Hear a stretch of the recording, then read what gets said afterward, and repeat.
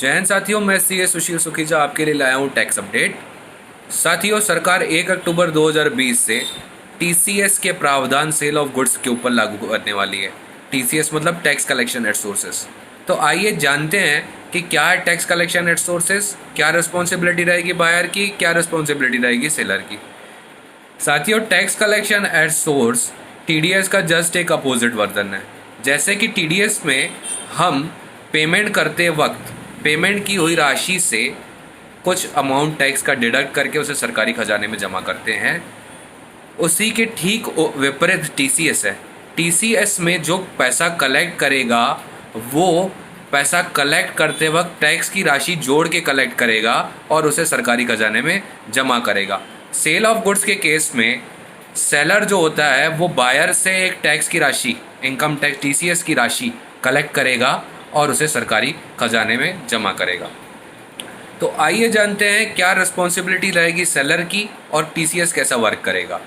साथियों, सेलर इसके दायरे में, टीसीएस के दायरे में वही सेलर आएंगे जिनका टर्नओवर गत वर्ष में 10 करोड़ रुपए से ज़्यादा है। तो ये जो सेलर जिनका टर्नओवर 10 करोड़ रुपए से ज़्यादा है उनको क्या करना है।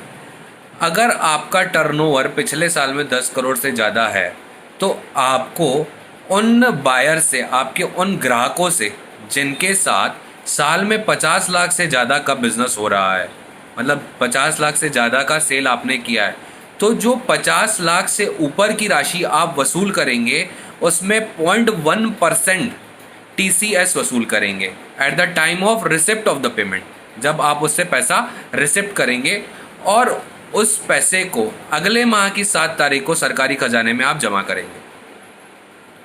साथियों, कोरोना काल में सरकार ने 25% की इसमें छूट दी है, तो जो 0.1% का रेट है उसको 31 मार्च 2021 तक 0.075% कर दिया गया है। तो बायर की ये रिस्पॉन्सिबिलिटी है कि जो 50 लाख से ज़्यादा का अमाउंट कलेक्ट करेगा उसके ऊपर टीसीएस कलेक्ट करेगा और उसे सरकारी खजाने में जमा करेगा। अब इसके अंदर बायर की रिस्पॉन्सिबिलिटी ये, सेलर की रिस्पॉन्सिबिलिटी ये है कि वो उसकी एक प्रॉपर अकाउंटिंग कर ले, या तो इनवॉइस के नीचे वो टीसीएस का अमाउंट जोड़ ले, या तो जब पेमेंट रिसिप्ट कर रहा है तो एक डेबिट नोट इशू करे। दूसरा, 7 तारीख को चालान की पेमेंट करवाए, हर महीने की अगले तारीख, इस महीने कलेक्ट किया तो अगले महीने की 7 तारीख को उसको सरकारी खजाने में जमा कराए। उसके बाद क्वार्टर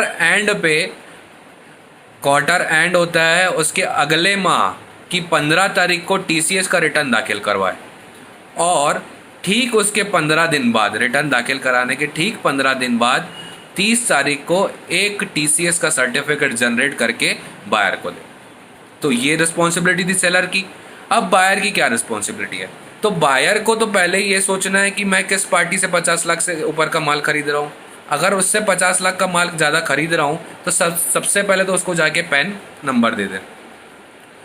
दूसरा, अपने फॉर्म 26A में, मतलब या तो अपने सीए के पास जाए, या तो वकील के पास जाए, या तो अकाउंटेंट के पास जाए कि मेरे फॉर्म 26A में देखिए कि मैंने जो 0.1% अपने सेलर को दिया है उसने मेरे अकाउंट में मेरे पैन नंबर पे जमा किया है कि नहीं किया है।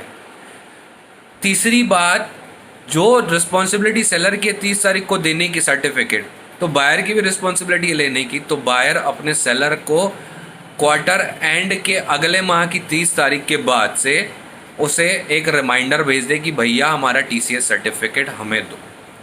और साथियों, अंतिम में मैं ये भी करना चाहूँगा उन सेलर को जिनका 10 करोड़ से ज़्यादा टर्नओवर है और ऐसे ट्रांजैक्शन है जहाँ पे 50 लाख से ऊपर उनकी सेलिंग हो रही है, तो आप पहले ही उन कस्टमर को आइडेंटिफाई कर लीजिए और उनको एक लेटर लिखिए कि 1 अक्टूबर के बाद से टीसीएस के प्रावधान लागू होने वाले हैं और हम आपसे 0.1% की दर से टीसीएस कलेक्ट करेंगे और उसे सरकारी खजाने में जमा करके रिटर्न दाखिल करेंगे, जिसका रिफंड आप लेंगे साल के आखिरी में। धन्यवाद दोस्तों, आज के लिए इतना ही। आगे बने रहेंगे ऐसे ही टैक्स अपडेट के साथ।